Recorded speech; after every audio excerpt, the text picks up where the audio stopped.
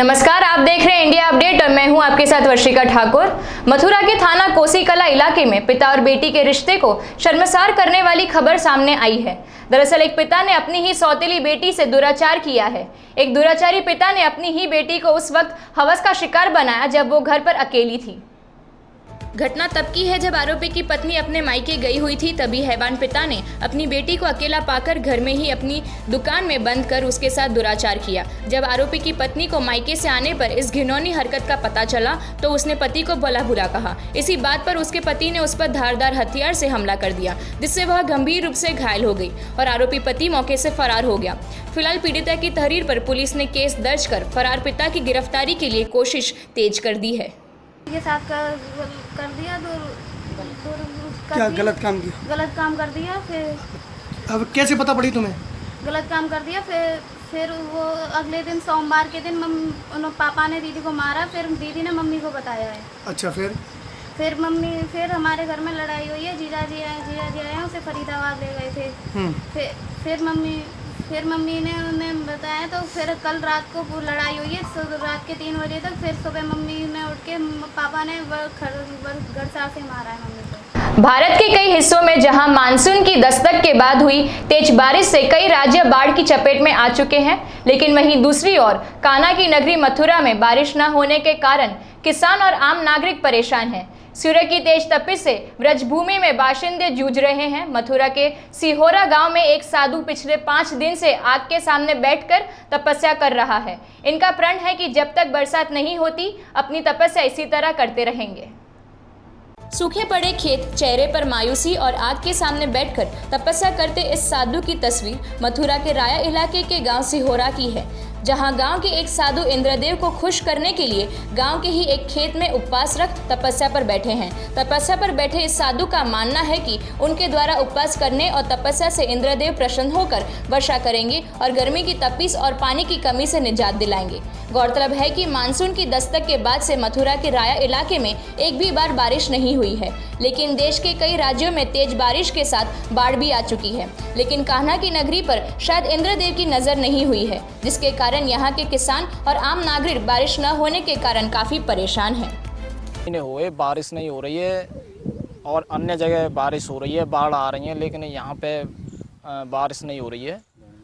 धान की रोपाई के लिए पानी की आवश्यकता है, पानी पड़ नहीं रहा है, इसलिए ये बाबा जो है तब के लिए बैठे हैं, शायद इनकी कृपा से बारिश हो जाए। हाई कोर्ट के आदेश पर रावतसर में अतिक्रमण हटाओ अभियान पुलिस और नगर पालिका के सफाई कर्मचारी की मौजूदगी में चला, जिसमें सबसे मेगा हाईवे से 50 से 70 फीट के दायरे में अतिक्रमण हटाया जा रहा है, जिसमें अवैध रूप से लगाए गए छप्पर और सब्जी की रेडियां हटाई गई। इस बीच सब्जी की रेडी लगाने वालों को रेडी हटाने को कहा गया तो सभी विक्रेता सामूहिक हड़ताल कर एसडीएम कोर्ट पहुंचे और उपखंड अधिकारी को मुख्यमंत्री के नाम ज्ञापन सौंपा। ज्ञापन में बताया कि जो रेडियां लग रही है वो मेगा हाईवे से दूरी पर है, फिर भी हमारी दुकानें हटवाई गई है। उन्होंने उपखंड अधिकारी से मांग की है कि यहां से रेडियां हटाने के बाद इसके बदले हमें कोई समुचित स्थान दिया जाए और जब तक उचित स्थान उपलब्ध नहीं होता तब तक वर्तमान स्थान पर यथावत रोजगार करने का अवसर प्रदान किया जाए। हम आपको बता दें कि रावतसर में मेगा हाईवे के पास क्रमबद्ध रूप में पिछले 35 वर्षों से रेडियां लगती आ रही है और इनसे करीब 2000 परिवारों का पालन पोषण होता है। रोड कम से कम 70 फुट दूर बैठे हैं, फिर भी मतलब अतिक्रमण का सहयोग कर रहे हैं हम, फिर भी लेकिन अतिक्रमण की जायज कोई नेप तोल सिस्टम तो होना चाहिए। मतलब अतिक्रमण जायज है, लेकिन अतिक्रमण का कोई हिसाब ही होना चाहिए। हम गरीब जनता को मेन जगह मिलनी चाहिए हमें हमेशा के लिए। जगह की मांग है, वही हमें स्थायी जगह दी जाए, यही मांग है हमारी, मेन मांग है ना, ये स्थायी जगह दी जाए। ये नहीं भी आज वहाँ से हटा के उधर फेंक दिया, हमें हमारी स्थायी जगह दी जाए। अगर मांग नहीं मानी तो अगर हमारी मांगे नहीं मानेंगी तो हम अनिश्चितकाल धरने पे उधर बैठ जाएंगे, हड़ताल करेंगे। यूपी में एक बार फिर मुख्यमंत्री योगी के एक्शन का असर दिखाई पड़ा है। प्रदेश में भू माफियाओं के कब्जे से अवैध कब्जा हटाने के लिए मुख्यमंत्री योगी द्वारा एंटी भू माफिया टीम ने उस जमीन से अवैध कब्जा हटवा दिया, जहां पिछले 2 सालों में कोर्ट का आदेश होने के बाद भी कोई अधिकारी कब्जा हटवाने की हिम्मत नहीं जुटा पा रहा था। हिम्मत ना जुटा पाने की वजह यह थी कि अवैध कब्जा करने में जिसका नाम सामने आ रहा था वो कोई और नहीं बल्कि सपा सरकार का एक कैबिनेट मंत्री था। कौन था ये मंत्री जिसकी हनक के आगे कोर्ट के आदेश का पालन करने से भी अधिकारी कतराते नजर आ रहे थे और किसकी थी ये जमीन जो न्याय के लिए सपा सरकार में अधिकारियों से लेकर मुख्यमंत्री कार्यालय तक चक्कर लगाते लगाते थक गई थी? हम आपको बताएंगे, लेकिन एक छोटे से ब्रेक के बाद आप देखते रहिए इंडिया अपडेट।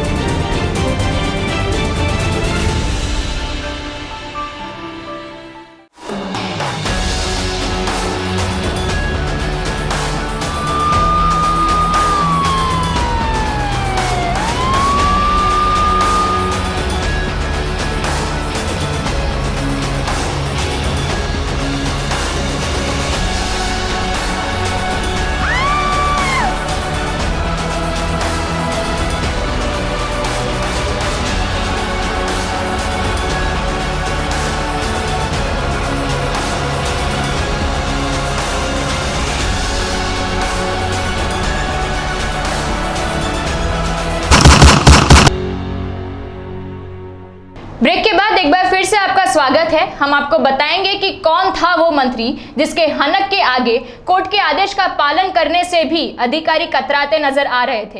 लेकिन उससे पहले हम आपको बता दें कि इस जमीन पर अब तक सपा सरकार में एक कद्दावर मंत्री और उनके बेटे पर फर्जी बेनाम कराने का आरोप लगा था। प्रदेश में 2012 में समाजवादी पार्टी की बहुमत से सरकार बनी। सरकार बनने के बाद सभी विधायकों को उनके पद के हिसाब से मंत्री बनाया गया था। सपा सरकार में मुलायम सिंह के करीबी रहने वाले जौनपुर के मल्हनी से विधायक पारसनाथ यादव को भी कैबिनेट मंत्री का दर्जा मिला। मंत्री पारसनाथ यादव पर आरोप लगा था कि 2013 में कैबिनेट मंत्री पारसनाथ यादव ने अपने यहां काम करने वाले दिलीप प्रजापति के नाम उसकी जमीन को फर्जी तरीके से बेनामा कर लिया, जिसके बाद लगातार 2 वर्ष से वह जिला प्रशासन से लेकर मुख्यमंत्री तक न्याय की गुहार लगा रहे थे, लेकिन फिर भी नतीजा नहीं निकला। अपनी जमीन को हासिल करने के लिए उषा मौर्य हर नेता अधिकारी के चक्कर लगाते लगाते थक गई। उसके बाद वह न्यायालय की शरण में गई। 2015 में न्यायालय ने जिला प्रशासन से अवैध कब्जा हटवाने का आदेश दिया था, लेकिन जिला प्रशासन कोई कार्रवाई नहीं कर सका। सवाल ये उठता है कि आखिर दिलीप प्रजापति, जिसके नाम से ये जमीन फर्जी तरीके से रजिस्टर हुई थी, वो कितनी पहुंच वाला था कि प्रशासन उसके ऊपर हाथ डालने से कतरा रहा था। दरअसल दिलीप प्रजापति पर कैबिनेट मंत्री पारसनाथ का हाथ था और यही वजह थी कि जो प्रशासन कोर्ट के आदेश को भी अनदेखा किए हुए था। इस दौरान कई बार उषा मौर्य ने राज्यपाल से मुलाकात कर न्याय की गुहार लगाई, जिस पर राज्यपाल ने तत्कालीन मुख्यमंत्री अखिलेश यादव को जांच का और न्याय कराने के लिए आदेश भी दिया था, लेकिन सपा सरकार में न्याय नहीं मिला। 2017 में जब भाजपा की सरकार बनी और यूपी की कमान योगी आदित्यनाथ के हाथों आई तो सीएम बनते ही योगी एक्शन में आ गए और भू माफियाओं के खिलाफ एंटी भू माफिया टीम का गठन कर दिया। इस टीम के गठन होने की सूचना मिलते ही उषा मौर्य को उम्मीद की किरण नजर आई और उन्होंने ऑनलाइन इस टीम से मदद की गुहार लगाई। योगी के एंटी भू माफिया टीम ने उषा मौर्य को उनकी जमीन दिला दी और अपने काम को बखूबी अंजाम दिया, लेकिन कोई अधिकारी अब भी कैमरे के सामने बोलने को तैयार नहीं है। वजह चाहे जो भी हो, लेकिन योगी के एंटी भू माफिया टीम के इस काम की चर्चा पूरे जिले में है और सबको भरोसा हो गया है कि पिछली सरकार की तरह योगी सरकार में उन्हें न्याय के लिए भटकना नहीं पड़ेगा।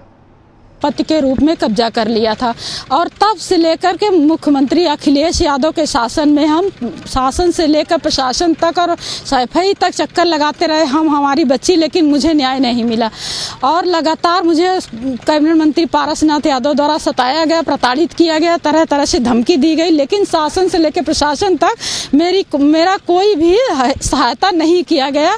आज मुझे बहुत अच्छा लग रहा है। मैं माननीय प्रधानमंत्री महोदय जी को, अमित शाह महोदय जी को, महामहिम राज्यपाल महोदय जी को, मुख्यमंत्री आदित्यनाथ योगी जी को और केशव प्रसाद मौर्य जी को, दिनेश शर्मा मुख्यमंत्री जी को मैं बहुत आभारी रहूँगी कि एक महिला के साथ आज न्याय हुआ, जो पूरा प्रदेश जानता है, पूरा देश जानता है मेरा चैनल कि मेरा मैटर कि मेरे साथ कितना बड़ा अन्याय पारसनाथ यादव और सबसे ज़्यादा तो मुख्यमंत्री अखिलेश यादव की है कि जब मैं अपनी बच्ची के साथ महामहिम राज्यपाल महोदय जी के पास जा कर के और उनके पास मिली, महामहिम राज्यपाल महोदय जी ने मेरा बहुत मदद किया और मीडिया मेरे साथ थी, लेकिन मुख्यमंत्री अखिलेश यादव एक ऐसे संवेदनहीन मुख्यमंत्री थे कि मेरे बच्ची का गुहार नहीं सुने, मेरी नहीं सुने। हम लोग का मान सम्मान खतरे में था, जान खतरे में था, लेकिन सपा सरकार में कहीं मेरी सुनवाई नहीं हो रही। आगरा जनपद के कस्बावार तहसील में नगर पालिका के गांधी चबूतरा में मैदान में गुरुवार को प्रदेश में ध्वस्त कानून व्यवस्था और प्रदेश में हो रही लूट, हत्या, डकैती, रेप और बालू खनन जैसी घटनाओं के साथ समर्थकों पर झूठे मुकदमे के विरोध में सपा नेता पूर्व केंद्रीय मंत्री रामजी लाल सुमन के नेतृत्व में सैकड़ों समर्थकों ने धरना प्रदर्शन किया और प्रदेश सरकार की नीतियों पर सवाल उठाते हुए आक्रोश व्यक्त किया। इस दौरान पूर्व केंद्रीय मंत्री और सपा के वरिष्ठ नेता रामजी लाल सुमन ने सैकड़ों कार्यकर्ताओं को संबोधित करते हुए कहा कि प्रदेश में अराजकता है और प्रदेश सरकार का दोहरा रवैया देखते हुए धरना दिया गया है। सपा के कार्यकर्ताओं पर पुलिस द्वारा झूठे मुकदमे लगाए जा रहे हैं। वहीं प्रदेश भर में भाजपा की योगी सरकार बनने के बाद लूट, हत्या, डकैती, रेप, बालू खनन जैसी घटनाओं से अराजकता फैल गई है। भाजपा नेताओं के इशारों पर सपा नेता और कार्यकर्ताओं को निशाना बनाकर उन पर झूठे मुकदमे लगाए जा रहे हैं। पुलिस प्रशासन को चेतावनी देते हुए कहा कि अभी वक्त है पुलिस सुधर जाए और सही कार्य करे। अगर सपा कार्यकर्ता को झूठे मुकदमे में फंसाया तो तहसील नहीं थाना का भी कार्यकर्ता घेराव करेंगे, जिसे झेलना मुश्किल होगा। गिरिडीह शहर को साफ और स्वच्छ रखने के मामले में पूरे झारखंड में तीसरा स्थान हासिल हुआ था। ऐसे में नगर परिषद द्वारा शहर साफ सफाई के मामले में कितना गंभीर रहता है, इसकी बानगी देखने को मिली महज 1 घंटे की बारिश में। हालांकि उमस भरी गर्मी और तेज धूप से लोगों को राहत तो जरूर मिली, लेकिन 1 घंटे की बारिश ने शहर की सूरत को बिगाड़ कर रख दिया है। बारिश के कारण गिरिडीह रेलवे स्टेशन के बाहर मुख्य मार्ग तालाब में तब्दील हो गया है, जिसके कारण आने जाने वाले लोगों को काफी परेशानियों का सामना करना पड़ रहा है। कई लोग पानी को देखकर वापस घूमकर दूसरी रास्ते से जाना ही उचित समझ रहे हैं। गिरिडीह नगर पार्षद द्वारा सिर्फ दावे ही किए जाते हैं, लेकिन थोड़ी सी बारिश के बाद गिरिडीह शहर का ये हाल बन चुका है। बताया जाता है कि गिरिडीह के नाली में कचरा जमा रहने के कारण हल्की बारिश से नाली का गंदा पानी सड़क पर आ जाता है। स्थानीय दुकानदार भी नगर परिषद से काफी परेशान है। ताजमहल के नाम दुनिया भर में मशहूर ताज नगरी में एक नया इतिहास दर्ज हुआ है। पहले यहाँ सबसे बड़ा केक बनाकर मिसाल बनाई थी, वहीं अब देश में सबसे बड़ा पिज्जा बनाकर रिकॉर्ड बनाया गया। ये रिकॉर्ड आगरा की famous 5 star hotel courtyard Marriott ने बनाया। दरअसल मैरियट ने लॉन्गेस्ट पिज्जा के नाम से कार्यक्रम आयोजन किया था, जिसमें देश का सबसे बड़ा पिज्जा बनाने का दावा किया, जिसमें करीब 70 फुट लंबे पिज्जा को तैयार किया गया, जिसे शहर के बाहर से आए कई दर्जनों शेफ ने घंटों मेहनत कर तैयार किया। इसे लॉन्गेस्ट पिज़्ज़ा बनाने के लिए कई तरह की अलग तरीके से तैयारियां की गई। इस पिज़्ज़ा में विदेशी इंग्रेडिएंट्स का इस्तेमाल किया गया। वहीं आपको बता दें कि इस पिज़्ज़ा को होटल से जुड़े NGO रेज ऑफ जॉय के मासूम बच्चों के साथ शेयर किया गया। पिछले 2.5 साल में जब से होटल खुला है, हमने समय समय पर ऐसा प्रयास किया है कि ऐसे हम क्रिएटिव इवेंट्स करें, जिससे न सिर्फ होटल का बल्कि हमारे शहर का भी नाम मशहूर हो पूरे देश में। और उसी श्रृंखला में आज हमने अपना सबसे बड़ा कदम उठाया है। हमने एक राष्ट्रीय स्तर पर एक रिकॉर्ड कायम करने की कोशिश करी है। इस समय ये भारत का सबसे लंबा पिज़्ज़ा हमने बनाया है, 71 फीट लंबा। और इसके लिए हमने जो किया सो किया, उसके अलावा हमारे कुछ खास मेहमानों को हमने बुलाया था। एक रे ऑफ जॉय करके एक संस्था है, जिनके साथ हमारा होटल काफ़ी क्लोजली काम करता है। और वहाँ से करीब 60 बच्चे आज हमारे साथ मौजूद हैं, जो इस बहुत ही खास और नायाब किस्म के पिज़्ज़ा का इस्तेमाल आनंद। मेरे साथ इस बुलेटिन में सिर्फ इतना ही। देश और दुनिया की तमाम खबरों के लिए आप देखते रहिए इंडिया अपडेट। नमस्कार।